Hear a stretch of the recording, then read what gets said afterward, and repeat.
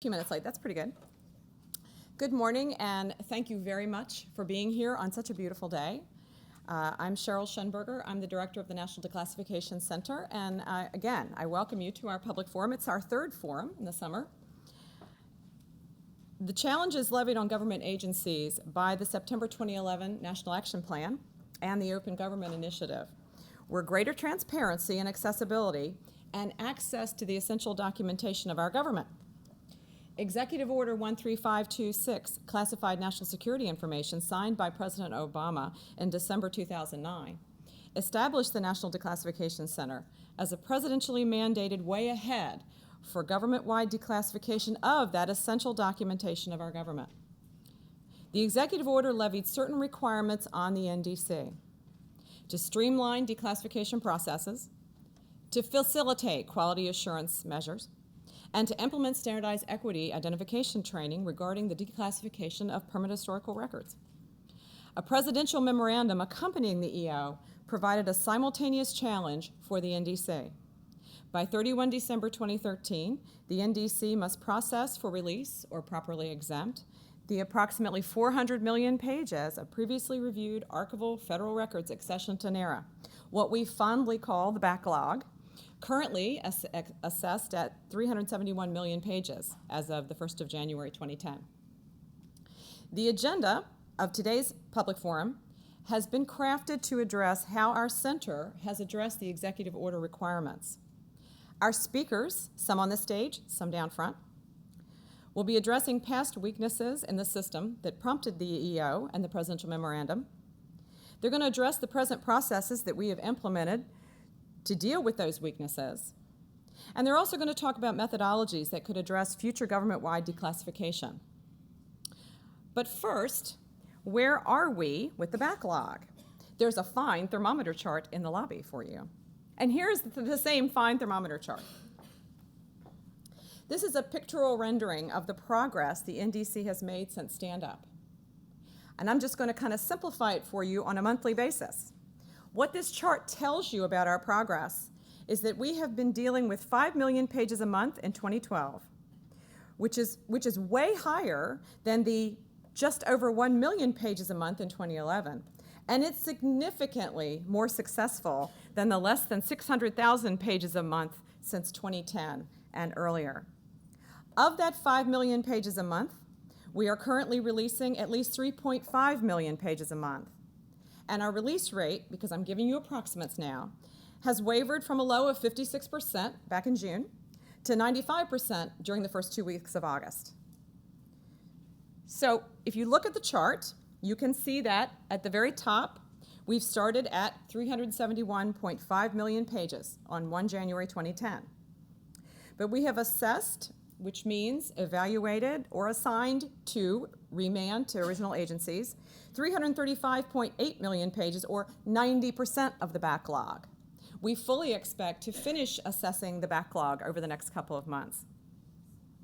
We have determined, through all of our work, that as of the 21st of August, 131 million pages need page-level review required in the Kyle Lott Amendment associated with sensitive DOE equity, or certification for highly unlikely to contain RD-FRD, or documentation that the review was done in the past. We're hopeful that we're going to at least get to some more highly unlikely that will clear out some of that 131 million pages much faster through our sampling process. We've currently completed the second little red line, quality assurance sampling on 191 million pages. Right now it's 194 million pages, which is 52% of the backlog. Those are the records that are off the and re-review merry-go-round. They don't get seen again, they're done. We've completed all declassification processes and segregation for national security information and RD-FRD on 63 million pages, or 17% of the backlog. Today's panels will address the backlog, as well as the other elements of the executive order. The speakers are going to help us answer these questions. What have we learned since our January 1st stand-up? How are we moving with our mandates? I'd like to now turn the stage over to NDC Deputy Director David Mengel, who will lead our first panel focusing on equity referral, efficiency, and risk in backlog retirement. Thank you.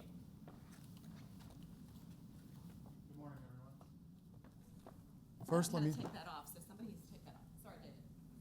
We need to, get rid of that. Okay. Make it go away.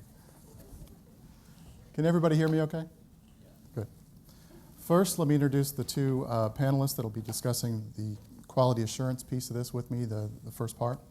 To my immediate right is Robert Warrington. He's the chief of the CIA Declassification team at the National Declassification Center. And immediately to his right is Kenneth Stein, Director of the Office of Document Review, Office of Classification, U.S. Department of Energy. First, before we get into the questions I'm going to pose to these gentlemen, I'd like to give you a little bit of background about the QA process and how we got to where we are today. Prior to the President's Executive Order 13526, as you all know, there was the automatic declassification provision of the Clinton Order 12958. Under that order, there was a lot of review that was done, and a lot of review that was done very quickly. What we saw, and this is part of our lessons learned under the old process, is that there were several things that didn't go right in that initial QA review process.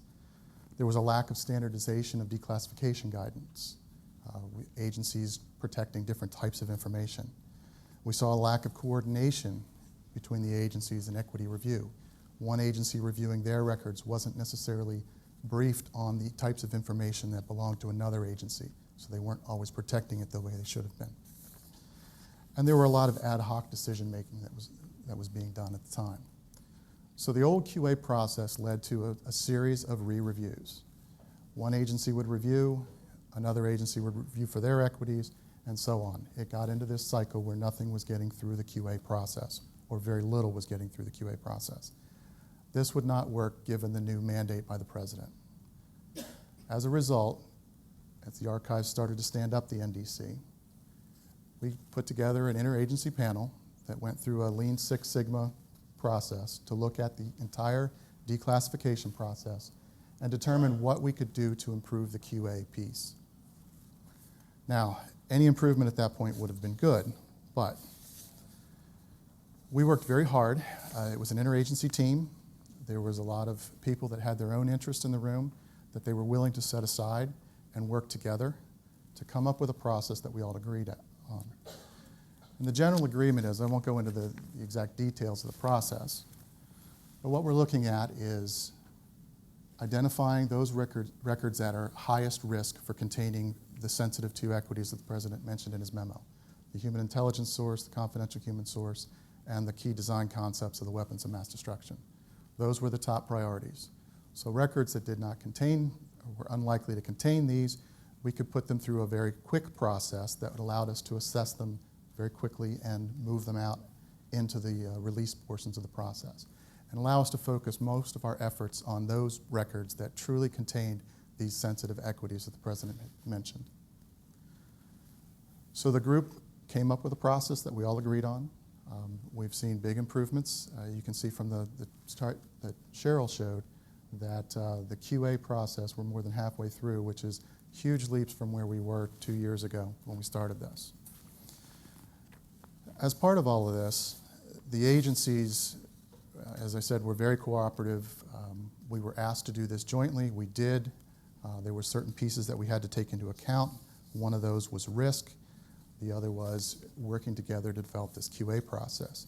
So I've got two panelists here, as I mentioned, and we're going to talk a little bit about their roles in this, as they are the equities that have a large interest in those two specific categories.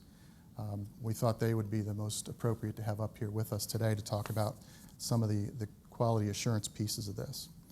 So I'm going to open with the first question here.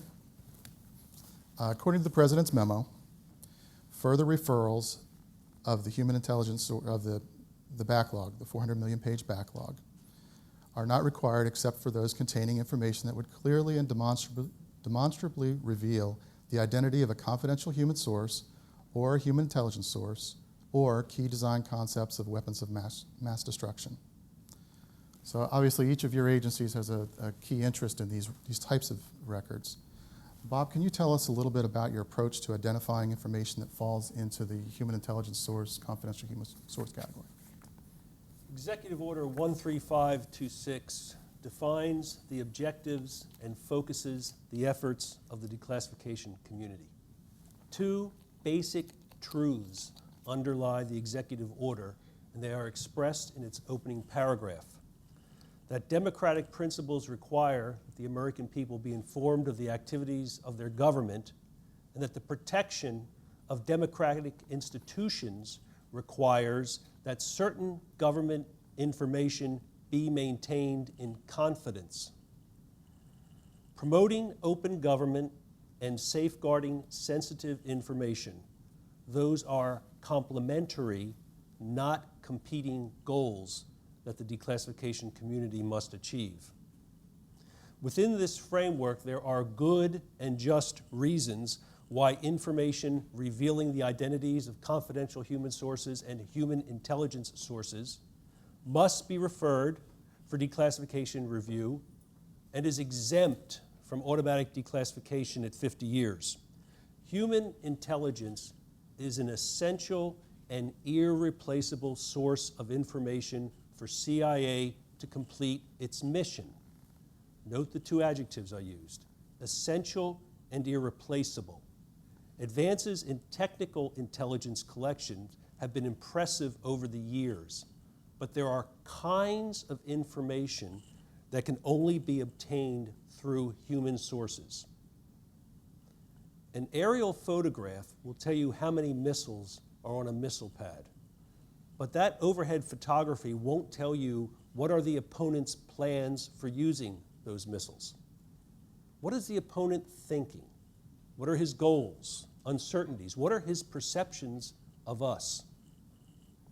Human sources provide insights into the intangibles of human behavior and intentions, and there are no substitutes for obtaining that information other than through human sources.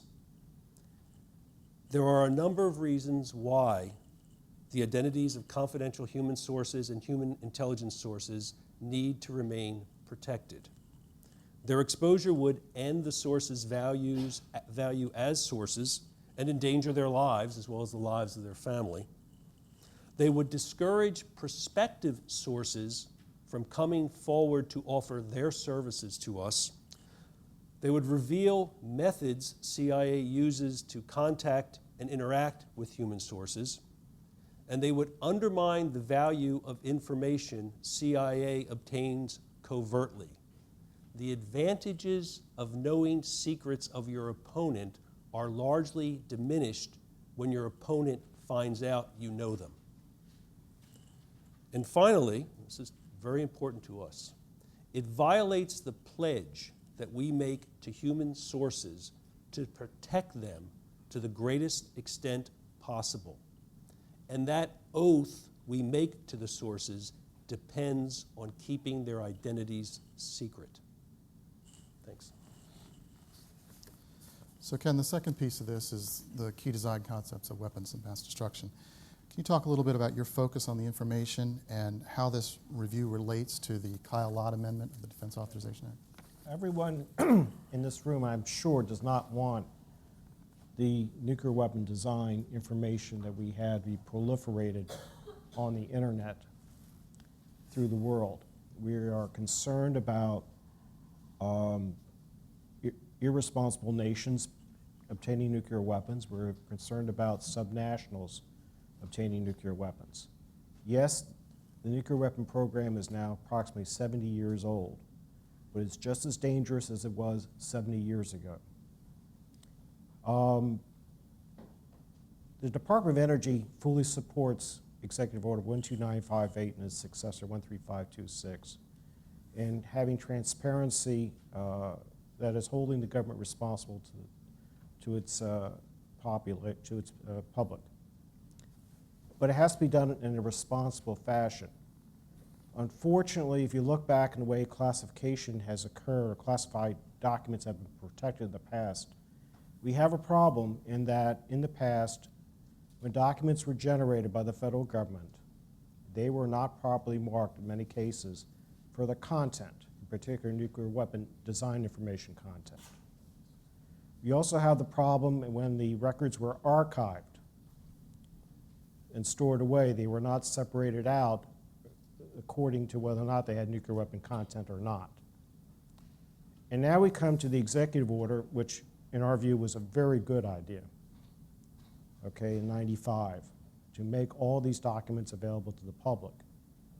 And there was a great deal of pressure put on the agencies to produce, to get these documents out there. And because of that pressure, there wasn't the proper precautions taken to make sure that all this nuclear weapon design information was identified and taken out of the problem of taken out of the distribution of these documents. So we had for about 3 to 5 years a process going on in which certain collections were, quote, bulk declassified without review, or they were roughly sampled without looking for our information. We also had the problem with individuals that were doing the reviews not knowing what they were looking for. So what happened was, for the first 200 million pages or so that were processed by the archives and made available to the public, there was a significant amount of design information in there. And all this information was eventually identified by the Department of Energy, pulled back. Yes? Someone said something? Or? All right, it was pulled back, and we identified that information in these reports to Congress. We had required under public law to report to Congress and the National Security Advisor for the President all the instances that did occur where the design information was inadvertently released. Congress, in its oversight of the executive order, realized in 1998 that there are certain precautions or certain safeguard measures had to be put into place to make sure that this information didn't get out. This is the Kyle Amendment to the fiscal year '99 National Defense Authorization Act. That's reflected in Public Law 105-261, Section 3161, measures to prevent the inadvertent release of RD and FRD. That particular public law requires that a page-by-page review be conducted of the records with individuals trained by the Department of Energy to recognize the RD and FRD content. And that applies to all documents from that day forward that were reviewed. The subsequent year, in year '99, in the 2000 National Defense Authorization Act, Public Law 105-65, Section 3149, says that not only do those requirements for review page by page apply to records from this point forward, but also applies to those records that were reviewed from '95 until the enactment of Kyle. That is Kyle Lot. Okay, we are required under public law to review these documents. I understand there's some objections to that, and I respect those objections, but you have to understand that the reason we do it is to make sure we don't proliferate the information. Now, going back to David's question here, we made significant changes in our processing at the archives. We realized that even though we had trained about 3,000 individuals in the federal government to recognize RD and FRD, and we had the page-by-page reviews being conducted, they weren't of the proper quality. There were still items being missed. So Department of Energy still is sampling on a quality control basis these documents to make sure we don't release any RD and FRD. In the NDC, over the last 2.5 years, we have cleared about 130 million pages of the backlog. But to clear those 130 million pages, we identified approximately 3,000 documents containing RD, FRD. Of those 3,000, 20% of them were actually marked for the RD, FRD content. Or for some reason, they were not identified by the agencies when they did the processing. I think that answers your question. Okay. We can go on to the second question then. The memo also directs agencies to promote efficient and effective utilization of finite resources and strike a critical balance between openness and secrecy. Each of these statements implies agencies must complete their work with existing resources and accept a certain level of risk. In other words, you will not be able to review everything for missed equities. As I mentioned in the opening, the new NDC processes are built on accepting a certain level of risk, yet risk does not come easily to your agencies. Could you each discuss your agency's approach to risk? And I know you both have changed your views on this as the NDC was established, and how you've adapted to the President's direction, and a little bit about the culture shift this may have been for your agency declass programs. It was immediately apparent to CIA that eliminating the 400 million page backlog by the end of year 2013 deadline would involve managing risk. We didn't have sufficient time or personnel to look through every page, nor was such an approach necessary. What it did mean for us was that we had to expand the scope and accelerate the pace of records review far beyond historical precedents. The task is complicated by the fact that the backlog contains large numbers of documents that have not been accurately reviewed for equity referrals by originating agencies, something my colleague Ken just mentioned. To achieve the executive order's goals while contending with sizable amounts of missed equity, CIA invested significant sums to increase its presence at the National Declassification Center, more than doubling the number of reviewers on its declassification team at NDC. We established the Records Equity Assessment Program, or REAP, to organize and concentrate our efforts.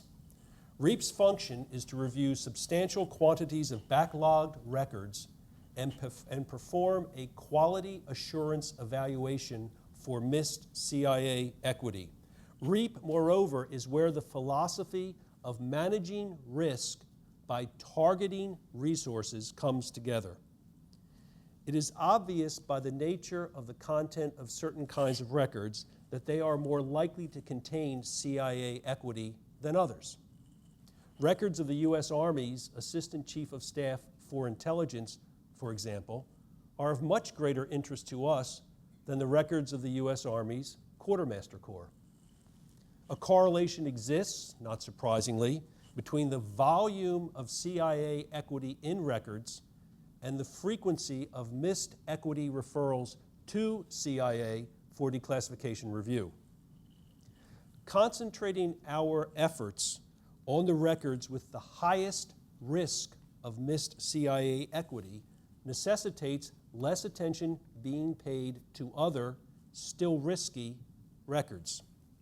Managing risk is critical in our strategy because the probability of missed CIA equity being present in records is more or less, not yes or no. Given this, we base REAP's workload on a comparative assessment of the likelihood of different record collections containing missed CIA equity. We exercise risk management at REAP, therefore, by interpreting and balancing across records the relative risk of inadvertent equity exposure. REAP has proven its worth as a filter to protect CIA equity in the records of other government agencies. Since it began operations in 2011, REAP has discovered thousands of documents containing CIA equity that were not referred to CIA by the originating agencies.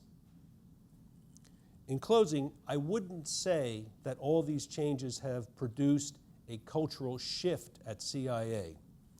What they have done is allowed us to evolve our culture in ways that would not have been possible prior to Executive Order 13526. Thanks. Okay.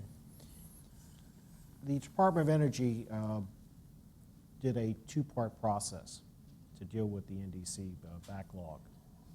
The first thing is to increase the resources. Prior to the President's December 29th memo 2009, when we were put on notice that the NDC was going to be stood up to handle this backlog, we had a workforce of only 7 reviewers down at the NDC. We ramped up to 35 reviewers, a factor of 5, okay, and increasing our staff down there. The other thing is we looked at the way we're reviewing the collections. And we decided to take a very aggressive risk management approach. A sampling is targeting certain boxes within collections which we believe would have our equity in it. And by doing so, we have made a significant increase in the amount of throughput in our system. I don't call this necessarily a culture change, I call it more of an engineering decision, as to how to handle a problem of getting the most identified with the least amount of resources. With 35 individuals, as I said, we have already cleared 130 million pages worth of materials. And we'll continue to push hard to try to achieve as much as possible by December 31st of next year. As you both mentioned, you've increased your staff at the National Declassification Center, and a lot of this is in order to protect the equities you're most concerned about. But there's also a piece to this that is the cooperation that we started with establishing the NDC and the NDC processes. Can you talk a little bit about how you're working within the agency, within the NDC, and with other agencies to improve that cooperation across the community? A lesson the executive order has highlighted for the declassification community is that eliminating the records backlog by the executive order's deadline and doing so in a responsible manner means that we're all in this together. No agency can go it alone in performing its role while protecting its interests. This was recognized in the creation of evaluation teams and Kyle evaluation teams, interagency bodies formed by the National Declassification Center to reduce the backlog. Representatives from CIA and other agencies work together on Kyle evaluation teams, for example, to complete Kyle lot certification of the records. They look primarily for key design concepts of weapons of mass destruction, while also watching for information that reveals the identities of confidential human sources and human intelligence sources. Because CIA representatives are present on the team, we can make instantaneous decisions on whether records with CIA equity must be referred for declassification review. A lot of them don't. This expedites the overall evaluation process and avoids unnecessary referrals. One might wonder why CIA is on a team searching other government agency records for key design concepts of weapons of mass destruction. Isn't that DOE's problem? No, it's the declassification community's problem. We have a shared duty in reviewing records for release to safeguard still sensitive intelligence. When working on evaluation teams and Kyle evaluation teams, CIA relies on other government agency reviewers to identify and refer its equities, just as those agencies rely on CIA reviewers to identify and refer their equity.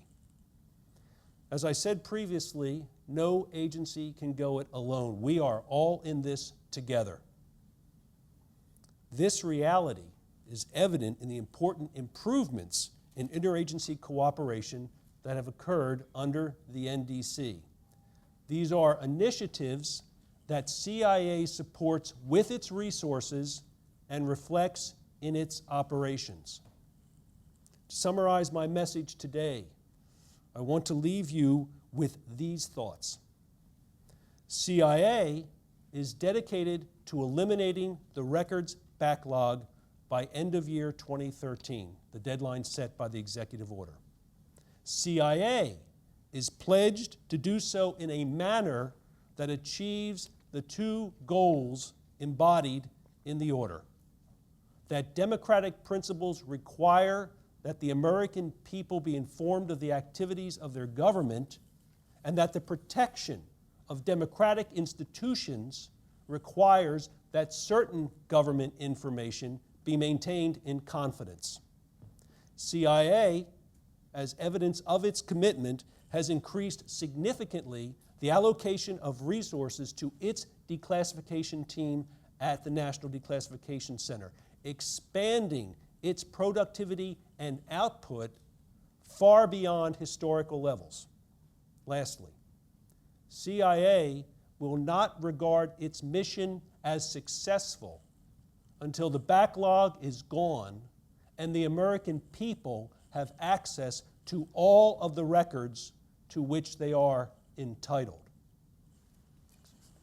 Okay? It's difficult to follow up on. It is a difficult one to follow up, yeah. Okay.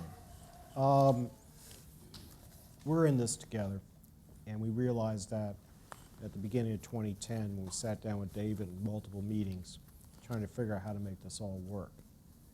It required compromises in the way, or compromise and learning from each other to figure out how we can jointly do things together rather than sequentially do things. And we found that if we just step back for a second and look at what was going on, just by making some very small tweaks in the way we're handling ourselves, and we in fact could work together as a team, to quote the evaluation team, in the stacks to get through a great deal of material without having to bring all the boxes into the rooms. That was extremely important. That is the most efficient way of handling the problem, and we realized that, and it works. We're very happy. It works very well. Also, we made sure that we recognize each other's equities. We're sort of watching out for each other. I was very impressed with the training that we had last fall at the NDC, where each of the agencies made a presentation on their particular equities. I learned a lot about the CIA's equities. I'm sure they learned a lot about ours. This way, we actually, we're watching out for each other, make sure we get everything covered. And it works. It works extremely well. As far as our commitment to the program, I've always said, as Bob has already said, we're here to get the job done, and we will get the job done. Thank you. We're about out of time here for questions, but just to sum up, both Ken and Bob mentioned this, that there is a lot of interagency cooperation going into this QA process. Ken and Bob were invited here to speak today, but we have many other agency partners that are participating in the assessment piece, that are participating in the evaluation piece, which is actually going into the stacks and doing sampling review of records for the two categories that we've mentioned. So this is not just a DOE and CIA and NDC initiative. This is a CIA, DOE, State Department, Department of Defense, all the component agencies, all those people that have an interest in these records.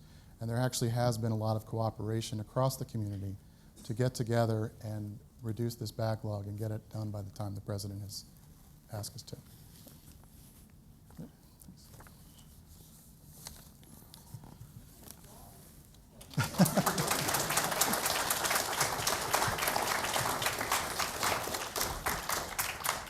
I'm the break between, so you know when one ends and the other one starts. Thank you so much. When Bob talks, we want to send eagles up every so often. It's quite patriotic, but both gentlemen really did sum up the cooperation. I am very fond of saying that we are successful together or we fail together. You know, we sink or swim together. And that's exactly what they said, and I appreciate that. Right now, we want to turn the stage over to Don McGowan. He is the NDC FOIA MDR Division Director, and he's going to lead a discussion on streamlining processes and avoiding future backlogs. Thank you, Cheryl. Good morning. With me this morning to talk a little bit about what we're doing to streamline processes and to work so that on January 1st, 2014, we don't open the doors to another monstrous backlog. Our Doug Richards on my immediate left, who is the Declassification Chief for the Joint Staff, and reprising the role of Ernie Banks today, Let's Play 2, again, is Ken Stein with the Department of Energy.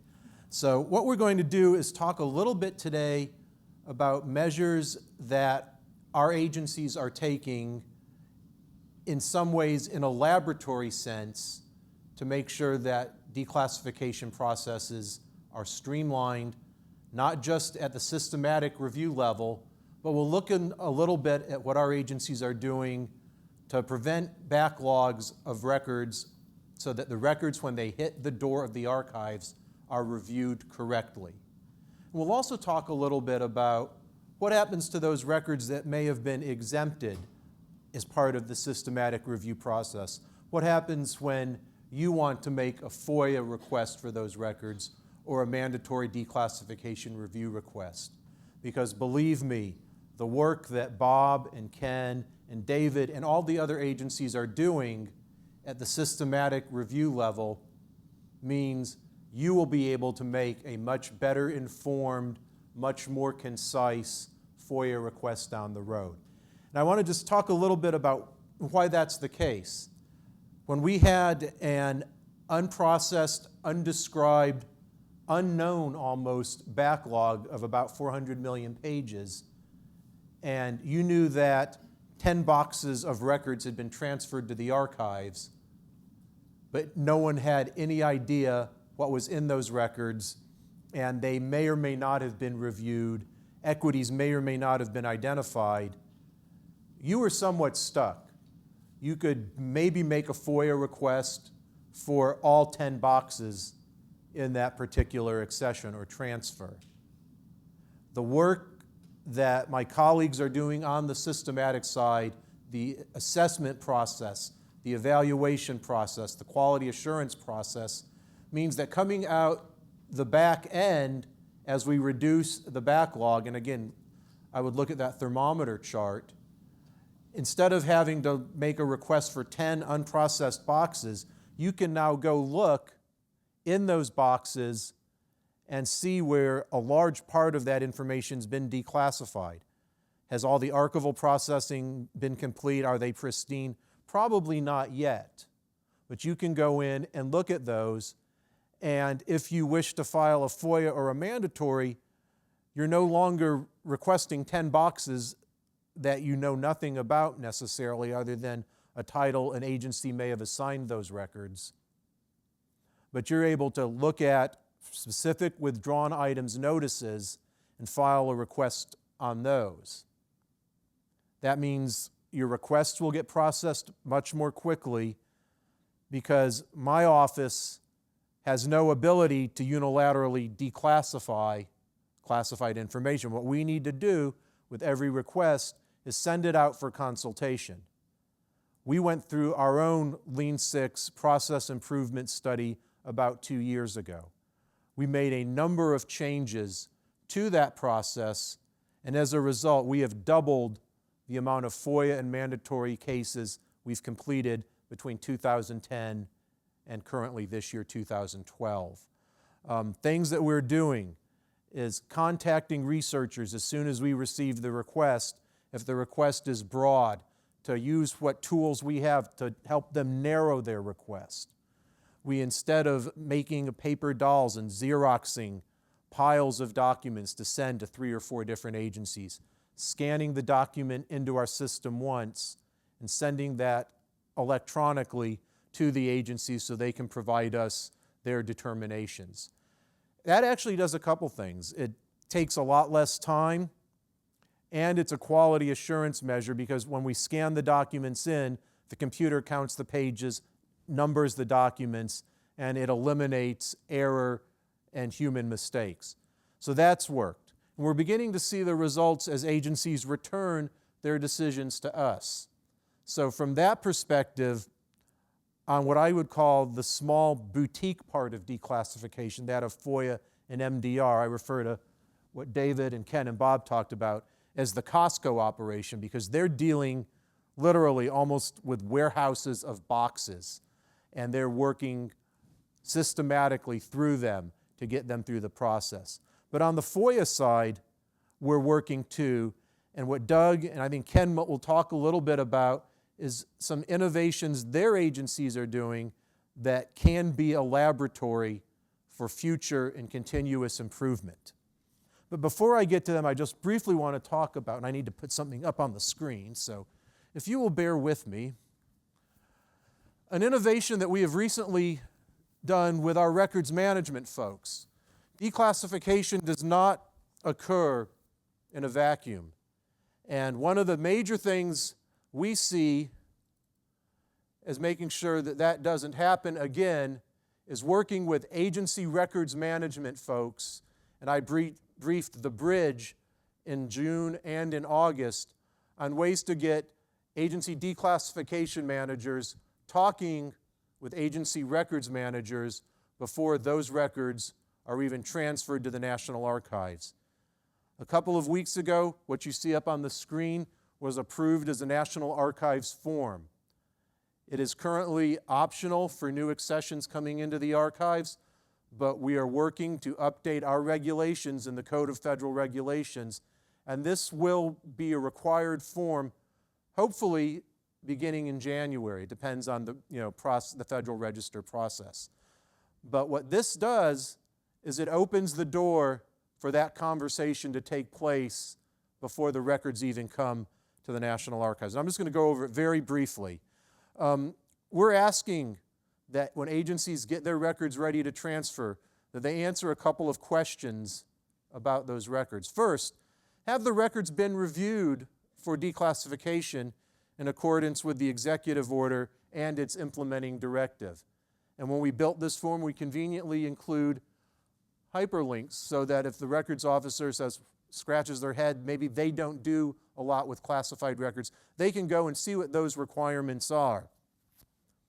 The next one, and I know Ken in particular probably appreciates this, have these records been reviewed under the rules and the law of Kyle Lott? And there is a special historical records review plan that describes in great detail what needs to be done. We've included a link to that as well.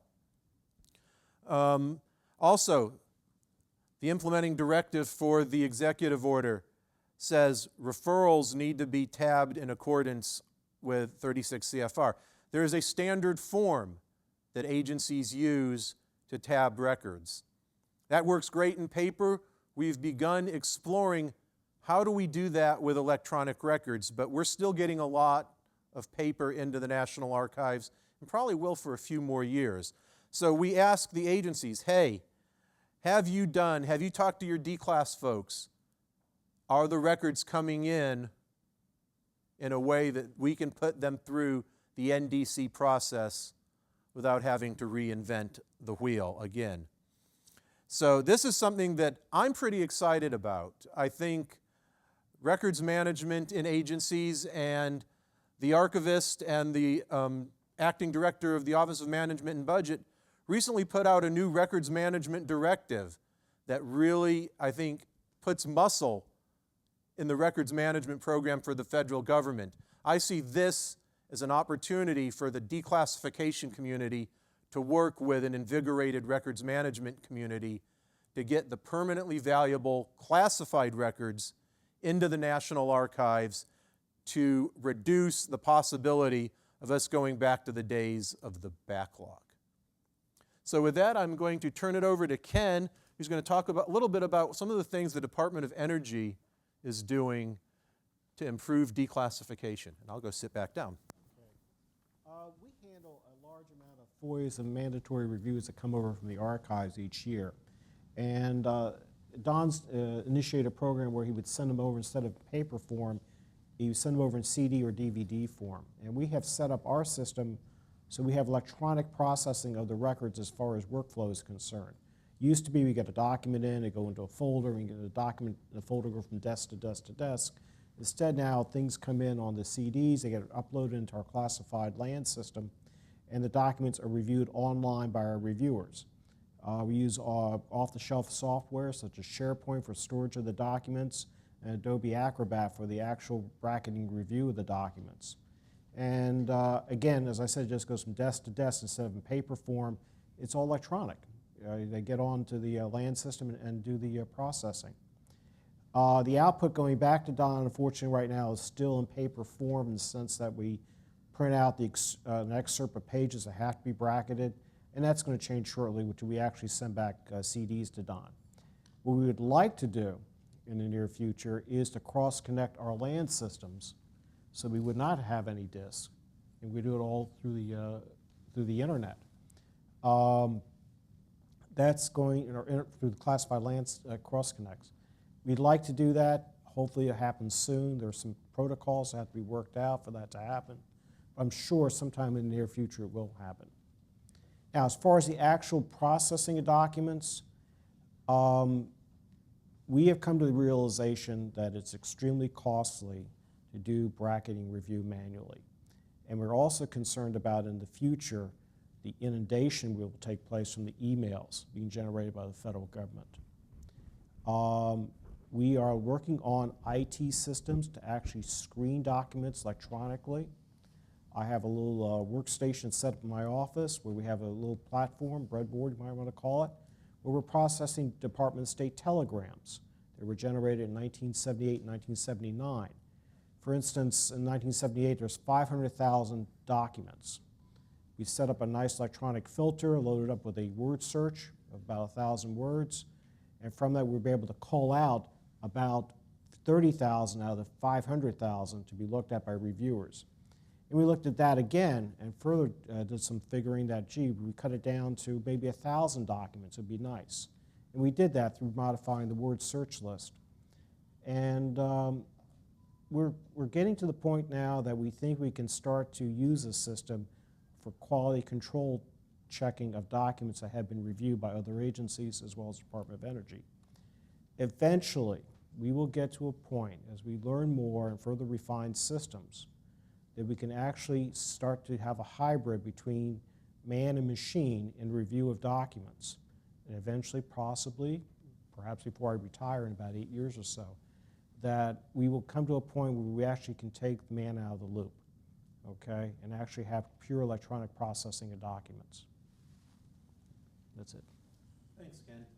Doug, I know you have some PowerPoint slides. Go ahead and you should be already on the desktop. If not, just give me a holler.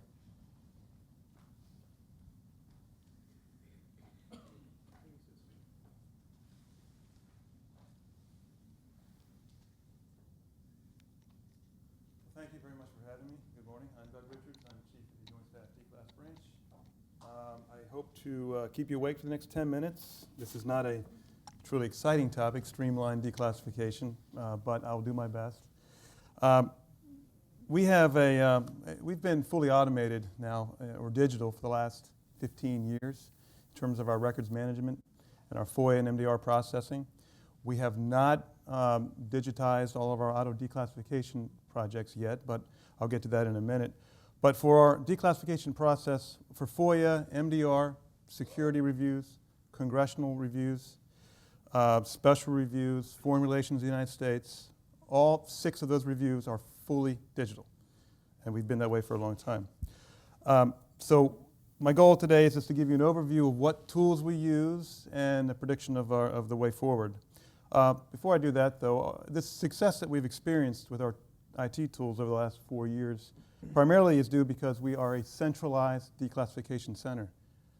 We are in the Pentagon, we're physically located, we're co-located, we're within 20 feet of all of our AOs and SMEs and legal counsels across the hall. We have, we're linked to records management, the other branch in the division, and we have a sort of an addiction to transparency and accountability and change. We're always willing to change. Those 3 things are crucial for what we do, and I will show you some metrics that show that. The tools that we use, there are 2 that we rely on extensively. One is JSAP, Joint Staff Action Processing.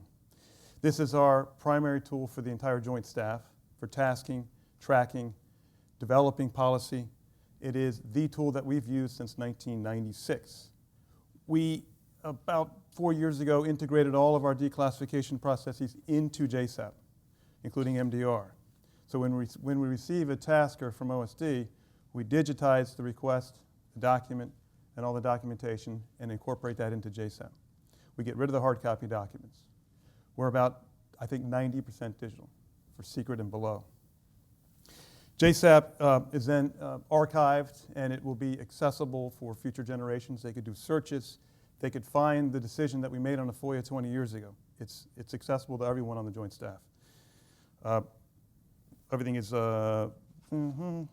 I have a couple slides showing the JSAP. This is the main slide, or the main tasker. This shows the subject line, the suspense, the classification. This is what the AO receives as a FOIA and MDR, or security review. It requires action. You cannot put JSAP on ignore. If you receive one, you must review it. And if you need a suspense, if you need an extension, it has to be granted. You just can't. The days of hand-carrying documents to the Pentagon for the Joint Staff and providing them to an AO for a FOIA review are over. Everything is electronic. Next slide. This shows that we can incorporate anything we want into a JSAP. This happens to be a special review we did as an MDR for a retired admiral. We can include justification documents, such as when William Burr provides justification documents on a declassification decision, we will incorporate those into the JSAP. We have notes, we have the executive order, we have FOIA Express guidance on how to make redactions. Everything the AO needs is included in the JSAP. It is a standalone action. They do not need to go to another site. They don't need to even call us. Everything is included. The AO receives an email link to the package where you click there and it opens up and all the guidance is available. It's not a phone call. It's not another email. It's a system-generated notification. For records management, we rely on Documentum on our classified side. This is our electronic records management repository. We do not have any C drives. We don't have any local drives anymore in the Joint Staff. We have an enterprise-level records management structure. So documents from cradle to grave are managed in this system. And our approved file series is incorporated into the different folders on the left, where declassification 0901 is incorporated in terms of FOIA, MDRs, and SRs. So our JSAPs are integrated, all the documents on the JSAP are integrated into Documentum. And this, for declassification, provides benefit in the sense that we can conduct an MDR or FOIA search in 5 minutes. The corporate archive of the Joint Staff is available for immediate access by anyone on the staff. This was deployed in 2009. We have other variations that go back to the mid-90s. So we have hard copy documents ready for review up until, I think, 1995, and then we have all the rest of our documents electronically, either in Documentum or on our JWICs. We also rely on a classified chat room. This is just a screenshot of an example. I created this one just to have one, where an AO on the Joint Staff, if he or she has a question about a FOIA or an MDR, and in the future auto declassification, they do not call, they don't stop by, they send us a chat directly. We can then provide them links to other classified documents or better instructions on what we're asking them to do. In terms of transparency, we rely on Intellipedia. We have 2 sites, one for automatic declassification and COCOM support, and one that is available to personnel at OSD. So if an AO in the FOIA office over at OSD has a question about a particular action, they don't call us, they go to this website and they know exactly where it is, what's taking it so long, or who is the AO and how do we reach that person.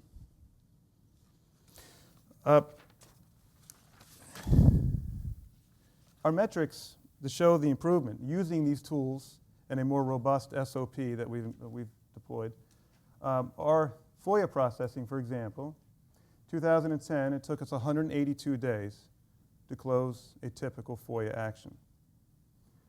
That is an average, so it could be 5,000-page SAC history, it could be a 1-page email. On average, 182 days to close a FOIA. In 2011, we dropped it to 56 and closed all those actions within the first 2 months of 2012. And so far for 2012, we're closing our FOIAs on average of 38 days.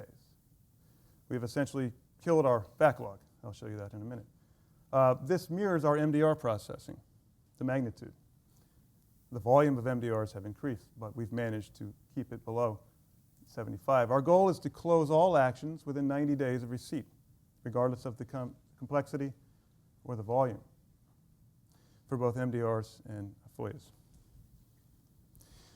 The backlog has improved as well. These are columns that reveal the age of our backlog. So for the end of July of 2012, we had a total of 32 open FOIAs, down from a high of, I think, 400 back in 2006. 32 open FOIAs. Of those, only 2 were over 90 days old. And I predict that we'll never have more than a handful of actions over 90 days.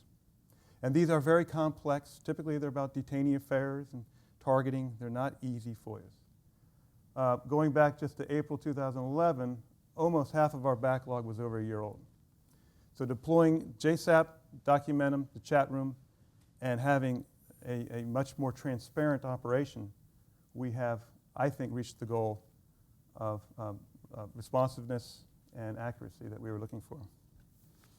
So for auto declassification, how are we going to use these tools and this dedication that we have to incorporate large collections? And we have 2 opportunities. One is to rely on Documentum to produce these records as they mature to a certain age.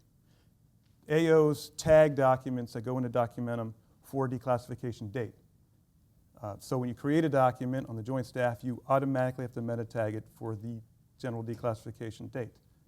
These documents are then, in 10 years, will come out of Documentum as email notifications to my branch saying that Thursday there are 10 documents that have matured to 10 years old. We will review them. That'll first occur, I think, in 6 years. Or we could, and we are planning to do so, scan a special collection of joint staff records and ingest them into Documentum and to JSAP. We contracted the FBI to scan a collection. It is ready to go, and I expect to do this in 2013, where we're going to take a very high-level special collection of significance, put it into Documentum, create probably 10,000 JSAPs, and send it out to the staff with these suspenses that I just mentioned. Those are the tools we use. If you have any questions or concerns or doubts, please let me know. I'm more than willing to get into greater detail. But we have grown this program into 16% of all joint staff action processing. The declassification branch is now 16% of all JSAPs produced by the joint staff. And I think that's rather impressive. Thank you.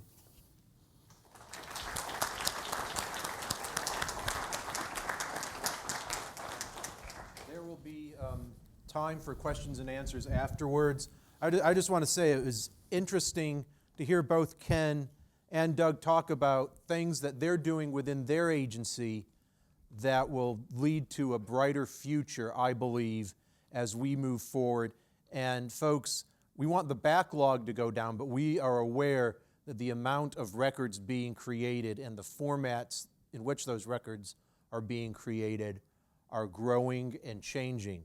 So those are just a couple of examples of some forward thinking that will hopefully mean the future will be bright. And again, Ken and Doug, thank you very much. And Sheryl, on to the next presentation.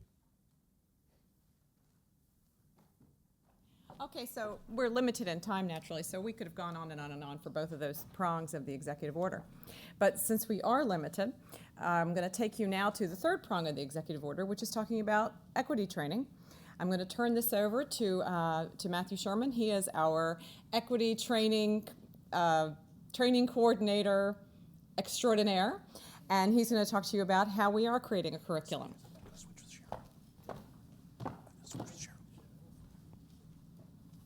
I'm going to just switch gears here with the slides if I can. Yeah.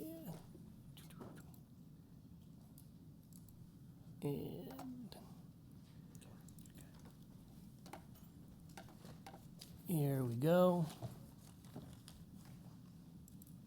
First hurdle. Good morning. As mentioned, I'd like to give you a quick once around the world of what training does look like at the NDC, and a couple of things that you'll hear that I'm pretty sure will be a constant thread will be that of standardization and cooperation. I'd like to first start by saying that training is not new at NARA or the NDC. It's something that's always taken place in terms of reviewing for declassification as necessity. No one is going to an academic institution and coming out with a degree in how to review and declassify information. You can go and get skills on managing it, records and whatnot, but to really become good at this, you really need to work in that field. So it's always been there. And as an instructional designer, you can think of me somewhat of a curriculum developer. My piece here is to come in, again, following the order, the executive order, to take that information, the training that was available, and look at ways to improve it. And not only to improve it, but again, the key, as we'll see, is on standardizing it. Before I get too far ahead of myself, this is just the, you can see the language that's in the order, and Cheryl had mentioned that a large part of the mission and the challenge to the NDC is setting up and standardizing that training.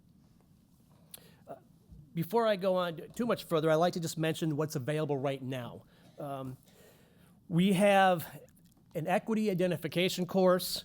There's courses on managing NATO information, animal information, being nuclear, preservation issues, what the responsibilities and liabilities are when you get a security clearance.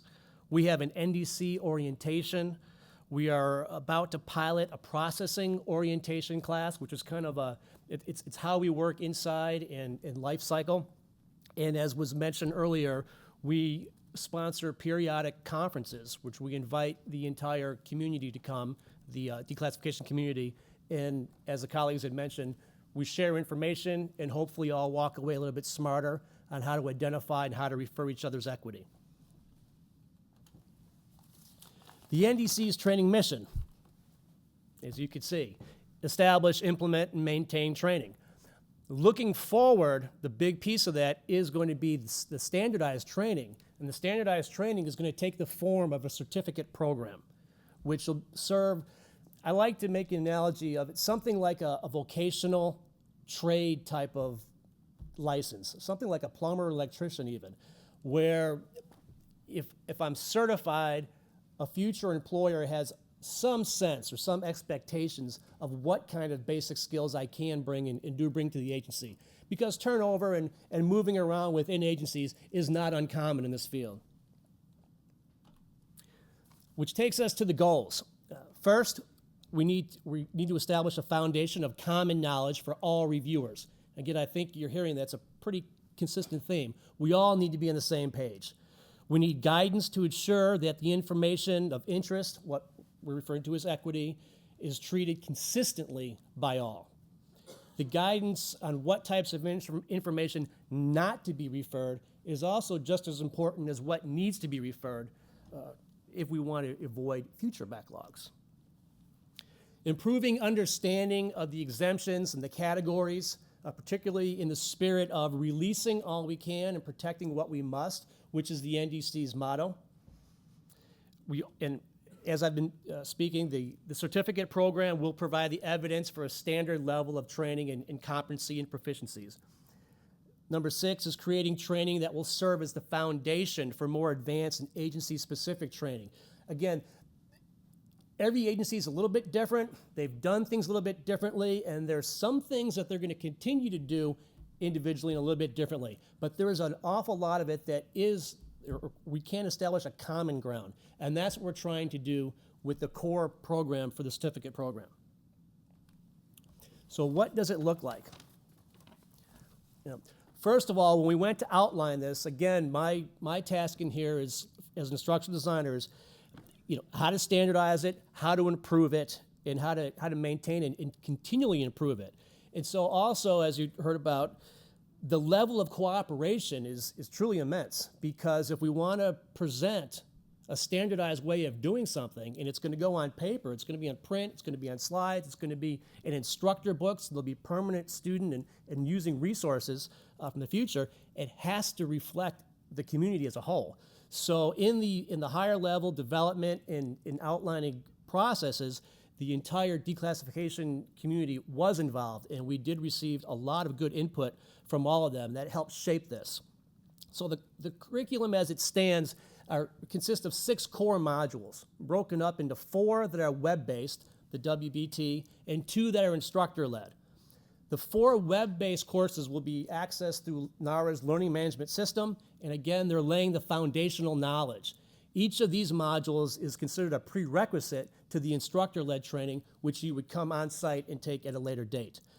The instructor-led piece is going to be probably about 8 days of training, where each of the modules in the web base is probably about an hour's worth of training. So in the instructor-led, it'll be very hands-on. There'll be a lot of reinforcement of the WBT, but more importantly, we're trying to emulate the real world. So learners will get a stack of papers or documents, and they will, as much as possible, review them just as they would on the job. An example of the web-based training, again, this is just an example, but I will list a few of them for you. The first one is just an overview. It introduces the purpose, what we're trying to do, and it gives information on how to navigate. The second one really gets into the content and the objective here of identifying how federal records and classified records progress through the records lifecycle. It's a loaded statement, very complex, so that's how this initiates. And it moves into declassifying federal records, the learning objectives of identifying the agency's requirement. You've heard about the different types of declassification. So this module is going through the processes of each of those. And then lastly, and perhaps of particular interest here, is public access to those records, dealing largely with the FOIAs and the MDRs, how those are processed and what the exemptions are like and what kind of impacts those have. So as a learner, I've gone through all these modules. It goes into NARA's learning management system. I can verify that I've taken it, I've passed all the tests for each one of them, which is required. Then I'm able to register for the instructor-led program. And that looks like this. Again, just an example. This is like a cover of what the slides or the student guide might look like. The instructor-led, again, is very application-based. It's going to reinforce the web-based. The instruction and discussion will be expert-led by folks like you see on our panel. We are fortunate to be able to draw from the entire community for experts who have been doing this for decades, and it really takes that to get very, very good at it. So what we envision is an instructor pool, if you will. So it's by no means a NARA or an NDC training event, but it's truly going to be a collective effort, and there'll be speakers from all the key players and agencies. Topics included in the instructor-led include our purpose, that is of the NDC, the classification authority, original derivative classification, and you can read through these. A lot of the common topics you've been hearing all along this morning. The last course in that part is the equity and exemptions, the EO 13526. This one's looking more specifically at the discussions, of the 9 exemptions themselves and getting into those details. So again, all throughout these 2 instructor-led pieces will be interwoven the knowledge components from the web-based training, but in a very hands-on environment. So that'll be reinforced all along, but we're physically reviewing documents with experts in the room, and then we're discussing, why did we do this? How did this happen? In trying to establish a common perspective and way of viewing and how to refer or not to refer.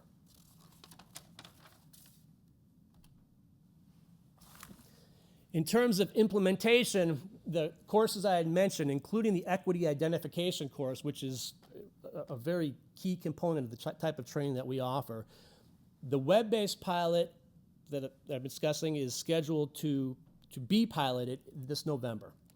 And the instructor-led component will probably be early into the following year.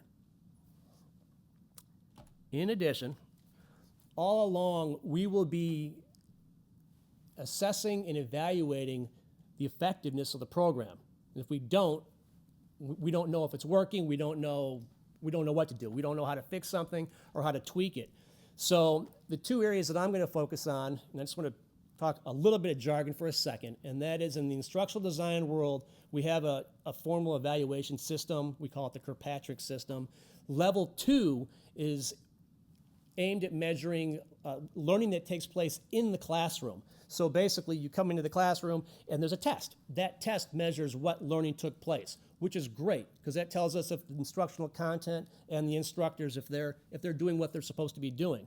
What's more important is what we call level 3, and that is The graduate goes back to the workplace, spends some time, weeks, months, whatever it may be, and we follow up. So I can do a survey or reach out and make a telephone call and talk to not only the graduate, but their supervisor, and get a better sense of how their performance has changed based on the training. So if we do this, and this is a regular piece that we'll be continuing, it's part of the maintenance, that's how we will tweak and improve and modify our system and our training to continually meet the needs.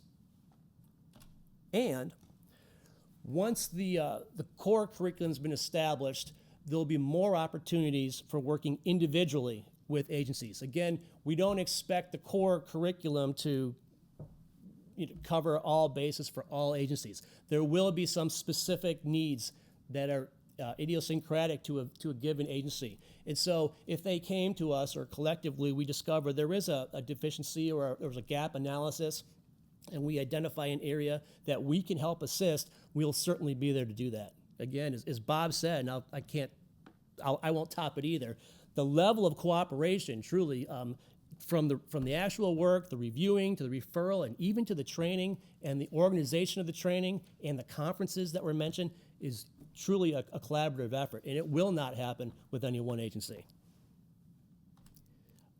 And I don't know if Don wanted me to wait for questions or, okay. Thank you.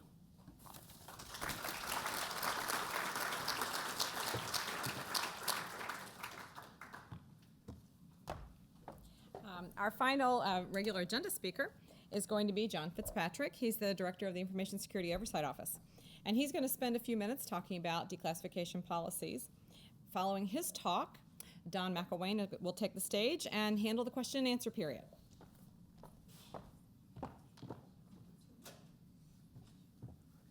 Thanks, Cheryl. Good morning, everybody. It's a pleasure to be here. Doug mentioned the challenge of staying awake for the next 10 minutes.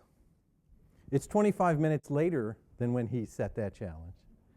But there is not another room and not another audience in the world that can stand up to that challenge better than you. You came here, and we're grateful for it, so I appreciate that, your time and attention. I want to talk a little bit, and then the higher challenge, I don't have slides of IT systems and statistics. We're talking about policy here, so a bigger challenge. I do want to put a plug in to invite you back to this room in about a month. There's a flyer out front, a save the date. On the 27th of September, the Public Interest Declassification Board will hold a public meeting and release publicly its report to the President on ideas for recommendations for transformation to the security classification system. In executive order, in the release of Executive Order 13526 in December 2009, the implementing memorandum, the accompanying memorandum, the President tasked the Public Interest Declassification Board with coming up with these recommendations. Over time and in public forums and in blogs and other interagency activities, the board has discussed these issues with all kinds of constituencies in and outside of government. And they're ready to say what they have to say. So I want to draw your attention to that and invite you back. That's a public session. And there's a flyer out front that will highlight the details for you. Executive Order 13526 laid out a number of important changes related to both classification and declassification policies. It's important to consider these as a matched pair, if you will. The classification system is an end-to-end, a life cycle system. Its performance parameters are affected by what gets into the system, how long it stays there, and what it takes to get it out. And we're hearing a lot about what it takes to get it out. And from the policy standpoint, there were changes made, I'll say, on relative to both ends of that that are important. And I want to highlight a few. And there might be a way for me to share those slides with you, but I don't know what it is. So let me ask for a little help. Oh. I promise there's only 2 slides.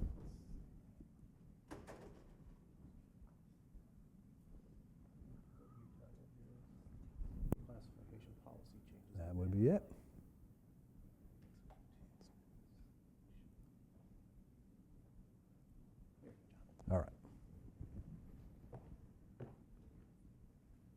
All right, so a list of some of the policy elements that I wanted to highlight for you today. The first two are particularly important to have declared, I'll say, over the signature of the President. If there is significant doubt about the need to classify information, it shall not be classified. This was perhaps an aspiration of many who consider that information should be declassified in its proper time, and I think a purposeful defense against overclassification by placing this in the order as close to the top as possible, as close to those words that Bob had highlighted with regard to making information about the activities of government available to the American people. And so by no means do we expect that every classification decision that this is considered every time information is considered for classification. It would be great if it were, but we have it in there, and it's an important defense when individuals are considering whether information should be classified and whether there is significant doubt. This is there as a provision to provide a little pushback when needed in ensuring that information that is on the bubble really does need to be classified if it gets there. I'm happy to report I have utilized this as recently as this week in negotiations with another agency about the publication of a declassified document.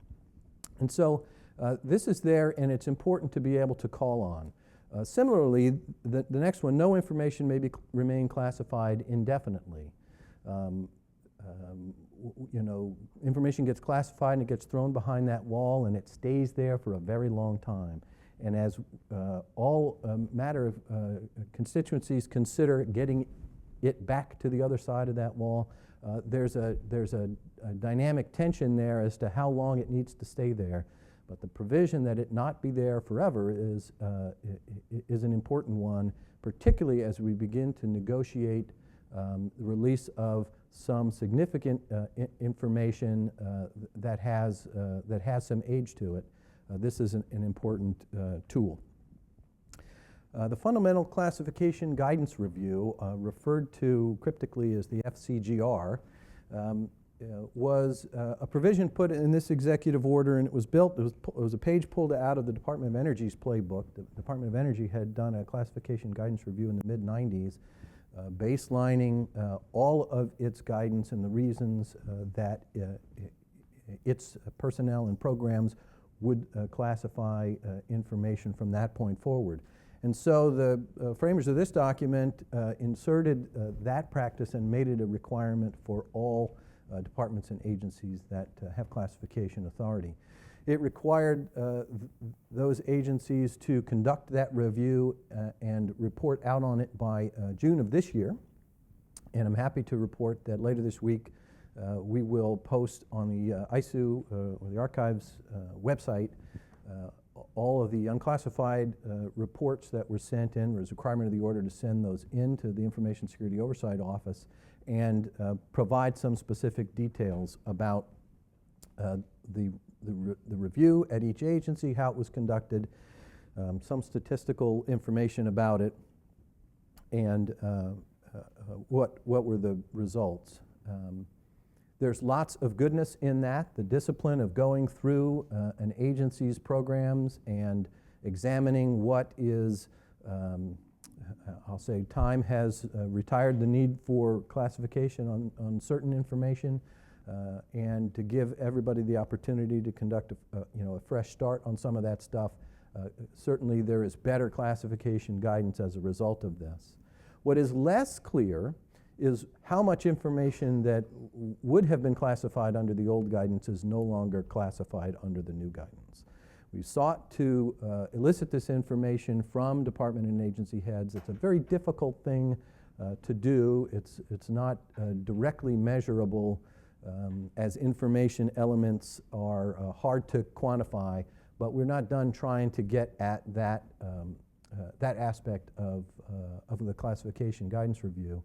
One other point on this practice is that this is not a one-time shot. We will revisit this with agencies periodically and again in about 5 years. So that's something that we'll have the opportunity to get better and better at as time passes on.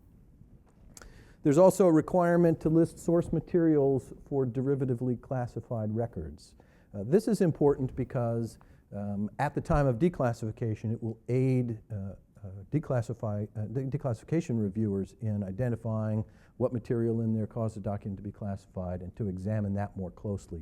The more information you have about the reason for classification can lead to a more effective declassification review.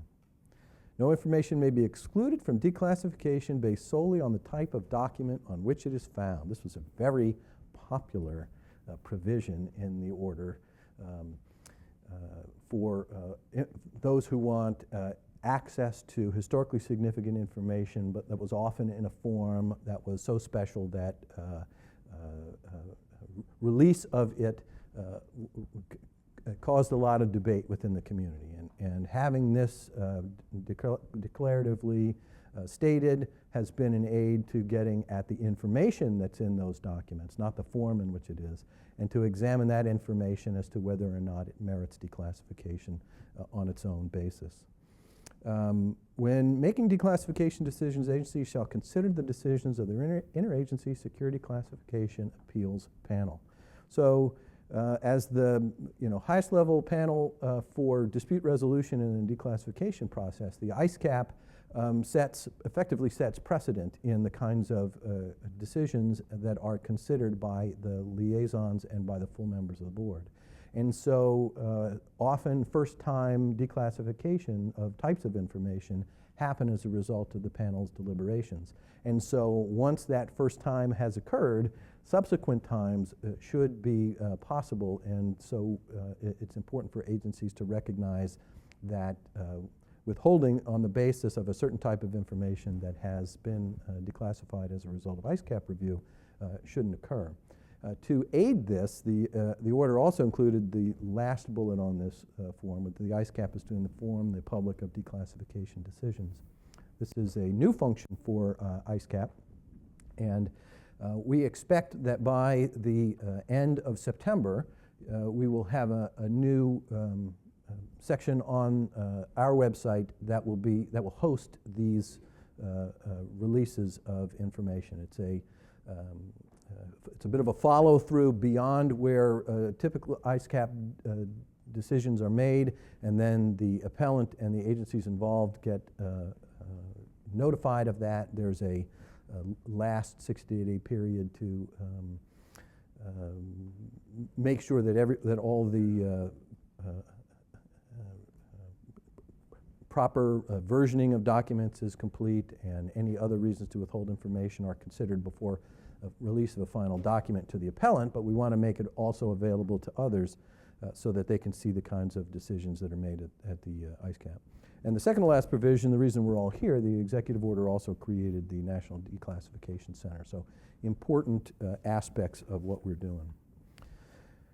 Automatic declassification was also significantly addressed in changes in this order. In the predecessor order 12958, it was established, but clarification was necessary as to what happened to records after the 25-year exemption period. So in 12958, the 25-year exemptions and the reasons that those would be available were established and enumerated, but what happened after that was less clear. And so practices came into being in the intervening years, and those were codified in the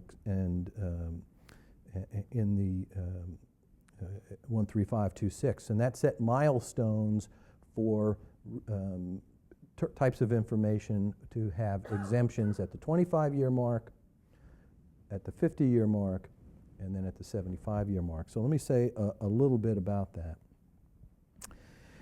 50 and 75-year milestone. So let me back up. A previous exemption at 25 years, the practice that was established is that would be reviewed again at 50 years. What would happen after 50 years was less clear. And what we're talking about here now, 25 years is the late 80s, 50 years is the mid-60s, and 75 years is the late 30s pre-war period.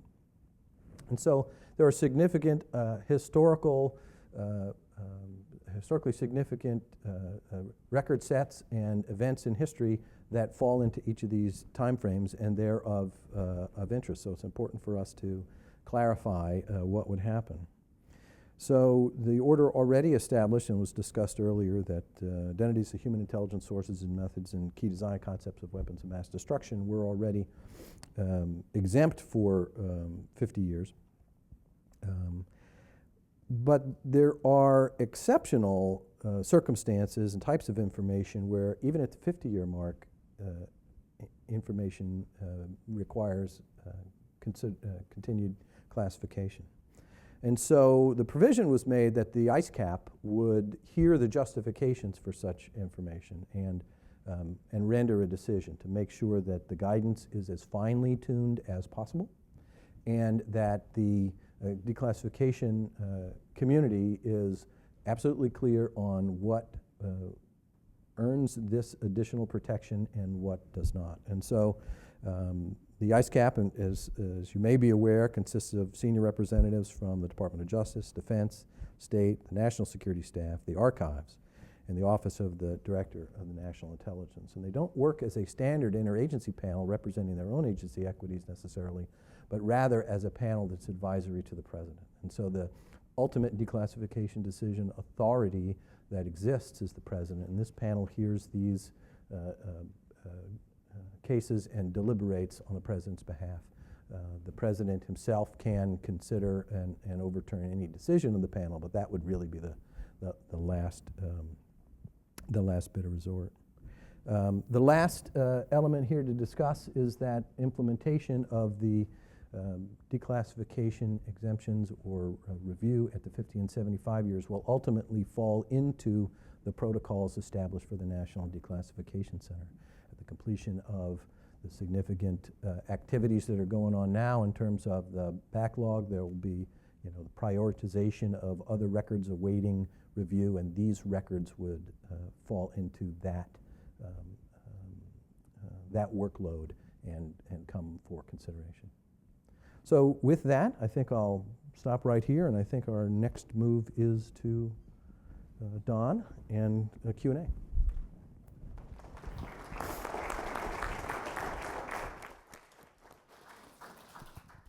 Thank you, and this is probably the moment many of you in the audience have been waiting for. If I could have my microphone folks on either side. If you have questions for the panel, Cheryl and John have joined the panel. I'm coming over here to do a little MC work.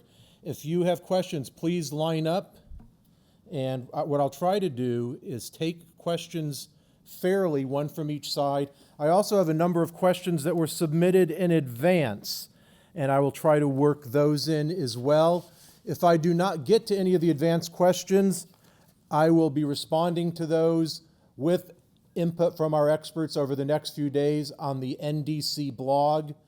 We're going to try with the blog to make it more active. And for those of you who don't know, go to archives.gov, blogs, NDC blog, and it's right there.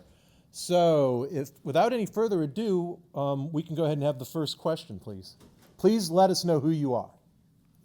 I am Steve Aftergood with the Federation of American Scientists. First, thank you for the work you do. We probably don't get thanked very often, but we recognize it's important, and so thank you.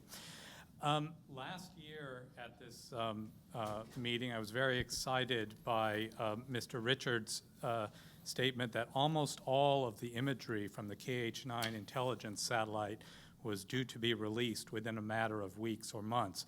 I wrote down almost all in quotation marks. That did not happen. I don't think I know it's not Mr. Richards' fault, but the fact is that expectations were raised and then not fulfilled, and that's a shame. I would actually like to ask a different question, though, and that is, and Mr. McElwain sort of alluded to it, but the answer is not crystal clear to me. Are we ever going to reach a steady state level where the number of classified records coming in is matched by the number of declassified records coming out? The thermometer chart we looked at only looks at the backlog from January 2010 doesn't even mention all the records that must have come into NARA since that time, let alone all those, I mean, all the time they must be coming in. Are we ever going to reach a steady state? And maybe that's a question for Sheryl. Well, I can give you the official, I feel good about this response, or I can probably tell you what I think. Okay, so what I think is, no. There will always be a little bit of a gap. I don't think we're going to get, honestly, to this 400 million page. I don't think we're ever going to fall into that again, honestly. I think we have fixed these processes to the point where, and I really mean this, that we will never fall into a hole this large. I can tell you that the stuff that's coming in, the important historical records that are coming in, that have come in since January 2010, we are tracking that. We're getting ready to set up a team to go after those and take a look at them and evaluate them. Put them into the process. We're not waiting to put them into the process. We'll get them started very soon so that we don't create another backlog. It's not nearly like you might think, maybe 25 million pages, because remember, this is what's accessioned to College Park. That's when it becomes part of our problem, so to speak, to get through it. I also think the agencies are doing a much better job. Maybe not the first few years' worth we'll see an impact, but certainly as time goes on, there'll be a whole lot better work done using checklists and the form that Don showed everyone. Again, things will get much better. The data will be better captured. The documentation will be better. So that's why I really feel comfortable saying we will not fall into another 400 million page hole.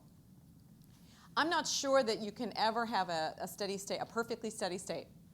I think that you'll always run into complex collections, complex equities that are going to just take longer, and we can sit on them and not do anything with them, or we can go after them. And when you start going after those, that's what's going to take your time. So, well, while I don't think we're going to ever get in any kind of huge hole, and I do see us at some point really getting close, I don't think we'll ever be perfect at the in-go and out-go. Over on this side, please. Hi, thank you. Is that on? Yep. Yeah, my name's Jeff Morley. I'm a journalist here in Washington. I write often about the CIA. Thank you for this public forum and giving people a chance to comment. Thank you also for the online presence with the NDC blog. It's a very helpful and efficient way for us to keep up with what's going on. With that said, I want to say that I think the NDC has made a terrible mistake in the decision that we were notified of in June, that the CIA will not review 1,100 documents withheld under the JFK Records Act, withheld until 2017. We were notified that the CIA will not, and the National Archives will not review these records in time for the 50th anniversary of JFK's death. The NDC asked for public comment on NDC priorities, and online it was clear that the majority of people who spoke online were in favor of review and release of this material by a clear majority. Bill Kelly, one of the people who responded there, did an online petition calling for a review and release of this material. That petition has been signed by 700 people. I spoke with Dr. Larry Sabato of the University of Virginia about this decision. He said that it was deeply disappointing. It deprives everyone of a fuller understanding of the JFK assassination. The 50th anniversary of that terrible event is a perfect opportunity to shed more light on the violent removal of presidency. This adds to the widely held public suspicion that the government may still be hiding some key facts about President Kennedy's murder. We don't want that. The commonsensical position for the NDC, for the CIA, for the National Archives, and for everybody is that if the CIA has time and resources to review sensitive historical material on important issues like the Cuban Missile Crisis, the K-10 Forest Massacre, it also has the time and resources to review records about the JFK assassination. We're not talking about a large body of material. There's 1,100 records. Informant information can easily be removed from this, and this material can be made public. At the beginning, they said, is there significant doubt that there's any problem with this material being declassified? There is significant doubt that this material should remain classified. It should be declassified, and it can be easily as part of the NDC process. So my question would be for Sheryl, would the NDC be willing to reconsider its decision in this matter? And my question for the representative of the CIA would be, would you be willing to have a meeting in which we could identify JFK-related material that could be reviewed and released in time for the 50th 2013 anniversary. Thank you.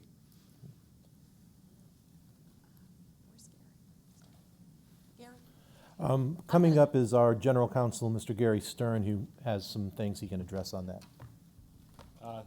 Jeff, thanks for your question. We had a feeling somebody would ask this question, and that's why they asked me to be here to respond if necessary. And Jeff is referring to a June 12, 2012 letter that I wrote to Jim Lazar, responding to his query earlier this year to request that we sort of expedite the disclosure of the withheld JFK assassination records, the approximately 1,100 documents that have been postponed for release until 2017, expedite them for release in time for the 50th anniversary in 2013. And that is something we looked into, took very seriously, and explored, and in the ideal world, wanted to be able to do. There's sort of two separate components of the issue. One was sort of, does it fall in, formally to the NDC backlog project, which is what the focus of this discussion has been today, which is the 400 million page backlog to be completed by the end of 2013, and that was sort of how the question came in, and I tried to explain, hopefully did as clearly as we could, that it does not, and fall into that project. That backlog is for the materials and the records that hadn't been completed the review that was required from the 1995 executive order. And just to give you quick background, remember, these records, these JFK assassination records, are subject to a whole separate law, the 1992 JFK Assassination Records Collection Act, that mandated, accumulation of all these records and declassification review under very narrow standards for what could be continued classified with a maximum absolute deadline of 25 years. So roughly whatever it is, the 3 to 4 million pages that were collected, given to the National Archives from all the agencies, vast majority was released in the 5-year period of the board, and then there were standards set up in the Act that records could be postponed for up to 25 years, and some records were postponed for some interim period. Those were re-reviewed and released with the help of the CIA back in 2006, and then this small category, proportional category of 1,100 documents continued to be postponed in full till 2017. And because that review has actually been completed and the decision is made, they need to be postponed for that long. They're not sort of pending declassification review. They're not part of the project. But nonetheless, because a serious request was made, and we know there's serious public interest, we still explored, could it be done, logistically as a discretionary disclosure by 2013, and we looked into it, and we consulted closely with CIA, and all I can do really is read you what the letter says, the June 12th letter says, and which is that we consulted with CIA, and even though CIA also shares NARA's interest in wanting to be responsive to this request, they have concluded that there are substantial logistical requirements that must take place prior to the release of these remaining records, and there is simply not sufficient time or resources to complete these tasks prior to 2017, given all the sort of component coordination that would be required to speed up the release of those documents. So as much as we appreciate and recognize the interest, as much as it would be a great thing, to sort of match it with an important calendar event of the 50th anniversary, there's really just no way it's going to be able to be done, given the limited resources and the other priorities, including, dealing with the backlog in 2013. So we're kind of, I'm afraid, at an impasse, which is unfortunate in the short term. The good news is, it's only another 5 years. I know it's frustrating for people who want their records now, but in the long term and from the perspective of the National Archives, it will happen, and it'll happen in 5 more years, and there's not a conspiracy going on. It's just simply the logistics as well as the requirements of the statute. Remember, the statute was passed in 1992 before the 1995 order, the 2010 order. There wasn't any other way of getting records out. The statute's done a very good thing, and it kept a very narrow standard, just like the executive orders do. For some records need to be withheld for a longer period of time, and that's the best we can do. So sorry I can't solve it for you. So just to be clear, the answer is the NDC is not willing to reconsider this decision? Correct. Okay, and so the official position of the CIA amidst a government-wide campaign to declassify records is that it doesn't have sufficient time and resources to declassify records that are related to the assassination of President Kennedy. That's the position of the CIA? These particular remaining records, remember the standards of the JFK Act are, by 2017, everything has to be released in full. And so these are the documents that have been withheld in full, but that need to be and will be required to be released in full by 2017. There's no exceptions after 2017 except the direct appeal to the president, who must personally decide whether anything after, could still be withheld after 2017. So these are records that before that, that have enough information, complicated information that can't be, sort of redacted, reviewed in a limited way, because there are other records in the collection that were redacted and withheld in part.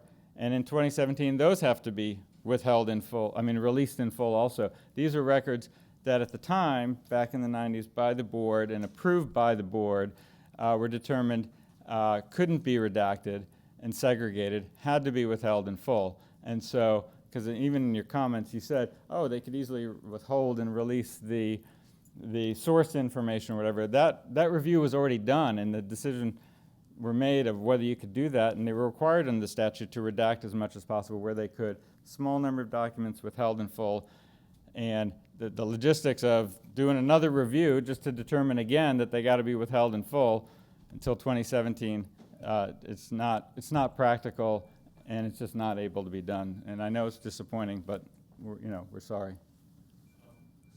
My second question was directed to Mr. Warrington. If he wanted to comment on this request and situation, that would be in the public interest.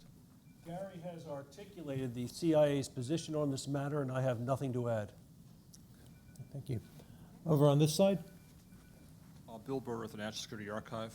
I've got a question about finding aids. So far as I know, the collections that the NDC has processed and made available to researchers don't have finding aids at the file and box level. So to allow researchers to know exactly what's been made available. Now, I know this is not the NDC's responsibility, but it's a major problem, and I wonder if the Center is going to be teaming up with, it's a major problem, and it's a major problem because of the measure of transparency at an archive is the availability of good finding aids.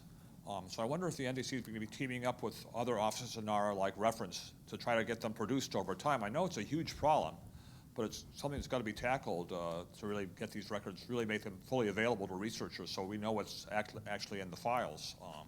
That's my question, basically. Bill, and you make a good point. I'll take a brief stab at that before I turn it over to the panel. As someone who does historical research and archives as well, good finding aids are indispensable. And Mr. Burr is very correct that a lot of times all you get when we've put the declassified boxes of records on the shelf is maybe whatever finding aid, a standard form 135, perhaps a box list. For joint staff records, Doug's crew makes a great folder list, but a lot of times those aren't just there. We do work closely with our processing folks in the Office of Researcher Services as records are coming through the declassification pipeline to identify those so they can put those newly declassified records into their processing plans to create finding aids. Now they're getting stuff from us. They're getting the unclassified records newly accessioned as well. So they're getting a lot of stuff thrown at them. But we are acutely aware, and in wearing my hat as the FOIA and MDR chief, I'm very aware that good finding aids lead to better access to the records. And it's partly a matter of resources. It's partly a decision the archives made to get the declassified boxes out there, even in an imperfect finding aid world, and work on building the finding aids through, cooperation with research services. But no, that is a dilemma that I certainly share, and I don't know if anyone else on the panel would like to add to that, but it's a problem we're aware of and we do work on. Okay, thanks, Bill. Over here? Yes, Jim Lassar, president of the Assassination Archives and Research Center. Question for the representative for the CIA. Of the 400 million pages of historically backlogged records, what amount are CIA records? That originate with CIA? Pardon? That originate with CIA, Yes. or that contain CIA equity? Both, the total figure. I'm sorry, I cannot answer that question. I don't know. We're not trying to keep anything from you. There's not that much of original, yes? I doubt there's very much of the original CIA records in there, and the percentage that have CIA equity, it would be misleading for me to try to guess that for you, because I simply don't know the answer. Well, could you put it in very rough terms, tens of thousands of pages, hundreds of thousands of pages, 1 million pages? Oh, my. No. No, again, because I don't have any information that I can base my estimate upon, it would be inaccurate and almost certainly misleading for me to try to give you a figure. Could you provide that information? We can take it as a question. All right, and post it on the blog? We'll take it as a question. Sure. Okay. All right. Now, let's suppose that you had 1,000 documents that comprised, say, between 30 and 50,000 pages. Given the improvements in your performance that you've described here this morning, give me a rough estimate of how long it might take to process those records. Which piece of the process? Pardon? Which piece of the process? Are you talking from start to finish of the NDC or just an individual agency's review? We're talking about, you're reviewing records as part of the NDC project for declassification. I want to know if you've got 1,000 documents and they fall within the range of 30 to 50,000 pages, how fast you can do that. You seem to have speeded things up greatly, so you're going to be able to review and process records much faster than previously. I'd like to get you pinned down as to roughly how fast you can do that. If I could just clarify, there's several different review processes we're talking about. One is the original agency's page-by-page review that they conduct to do the original declassification work. Is that what you're referring to? Well, let's take each one of them. Okay. Start with that one. I'll leave that up to you and Ken to determine how long you take to do a page-by-page review, and maybe Doug can chime in on that. I don't know specifically for each agency. The answer is highly variable. If you have 1,000 documents, it depends on the amount of CIA equity that is within the 1,000 documents, and that largely determines how much time it would take us to review them. And it also depends on why are we reviewing them. Are we reviewing them simply for missed equity, or are we reviewing them to render declassification decisions upon the documents? There's a big difference between the two. But again, the primary driver is how much CIA equity is in that 1,000 documents to which you refer. Ken? Okay, well, make it say it's a hard case. How much time would it take? It also are we talking months? Are we talking years? Let's just focus on initial review at this point. How long would it take you to do an initial agency level review if they're your records to do 30,000 pages? The worst case scenario. Worst case scenario, if it's heavily laden with CIA equity and they are very complex documents in terms of the nature of the equity and how it has to be interpreted for purposes of release in full, release in part, or exempt in full, 30,000 pages could take us a couple months. All right. Did you want to hear from some of the others as well? You're familiar with the JFK Act? Or should I ask Mr. Stern about that? I have no comments to offer on that particular topic. Perhaps you would wish to direct your question to Mr. Stern. So All right, Gary? Jim, we understand. So you're trying to say if it only takes so long to review 1,000 documents, why can't they spend that time on those 1,000 documents that are remaining? Well, let me ask one further question before we get into that. We got another line of folks. So I understand that. Would you would concede, would you not, that review under the JFK Act should proceed far faster because the JFK disclosure standards were far more liberal? So try to sum up the issue. The issue is these records, those 1,100 documents, were already reviewed under the JFK Act, which has a much higher standard. Let me finish. Much higher standard of what could be disclosed, of what has to be disclosed during these time frames. Not having ever seen the records, but my understanding of the law, the standards and all, if these same 1,100 documents were reviewed under the executive order, almost certainly they would meet the exceptions for 25 years, for 50 years, because of human sources. So the point is, under the executive order, even if they were re-reviewed, they almost certainly would be exempted and not disclosed.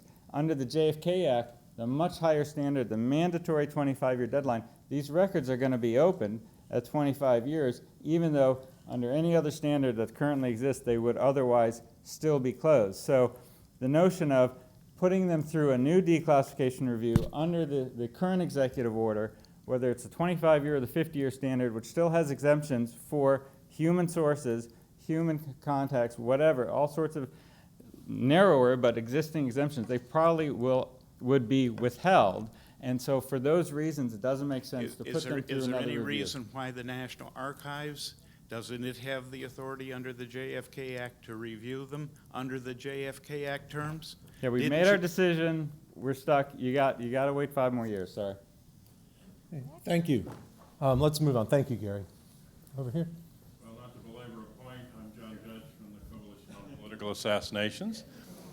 And we were formed in 1994 in response to the JFK Records Act to help implement it in large part.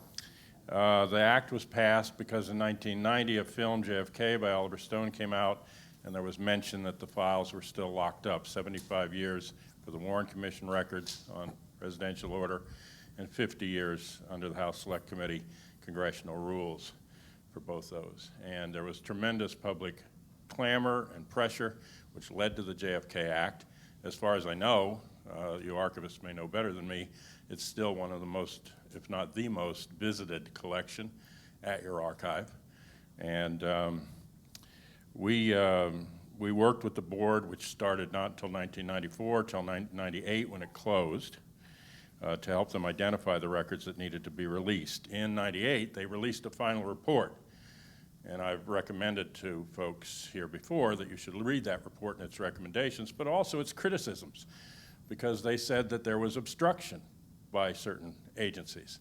And the nature of the obstruction, and what's central to this debate, I think, is that records that were JFK-related records under the definition were never introduced for review to the board, and were withheld even at that point. And they continue to be, new records continue to be found. A more recent example is that we understood that the Secret Service records of the Tampa visit were destroyed. And now we find that one of the Secret Service agents had the records and requested that the archive get them from him, and apparently that process is going. But continuing examples of records being destroyed, but discovered. The problem is that when they're discovered, and we ask for them to be released under the JFK Records Act, the agencies revert to the Freedom of Information Act standards, which are much stricter and which delay. There's no presumption of release. If there's redaction, there's rarely substitute language. And the standards of appeal and other things change completely. So many of these records, I think, should still be under those standards. And by 2017, the archivist is supposed to sign off on their full release, as you've mentioned. We have also been working on a Martin Luther King Records Act, and these records are also similarly, in part because they're congressionally locked up, outside the standards of this review about the life and death of Dr. King. And we're informed that certain records, even in 2017, may not be released, and that certain records have been released as not believed relevant. Is there a question, sir? Well, the question, I think, is that I think the process of the JFK Act was passed because the FOIA wasn't working. And I'm not sure that, that this process continues to be working in any good way. You mentioned that you want to take people out of the loop with these machines. Most of us people have been out of the loop with or without machines. And we're the public, and we're trying to get access to our own history.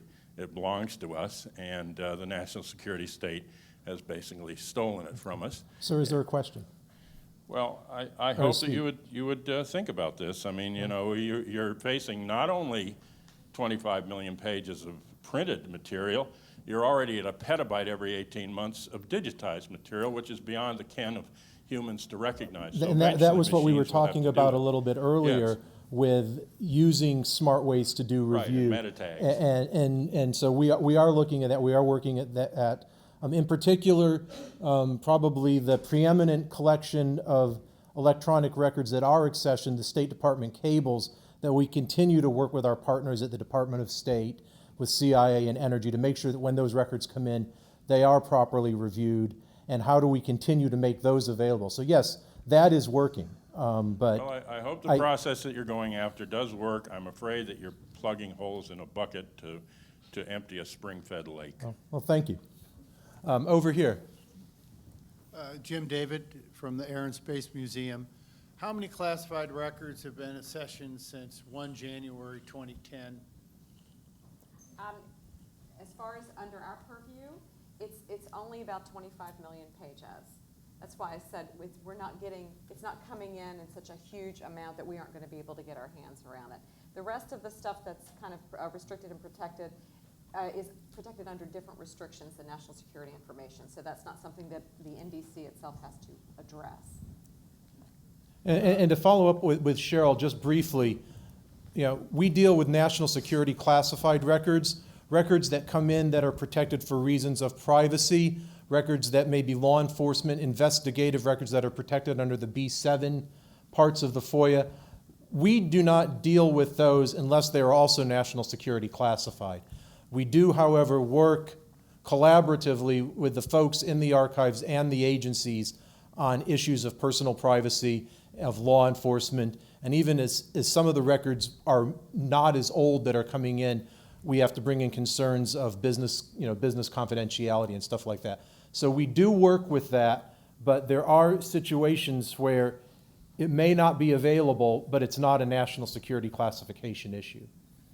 Did you have follow-up? Just to follow up on that, the authority of NDC to declassify is for NSI and code word material, obviously not RD and FRD.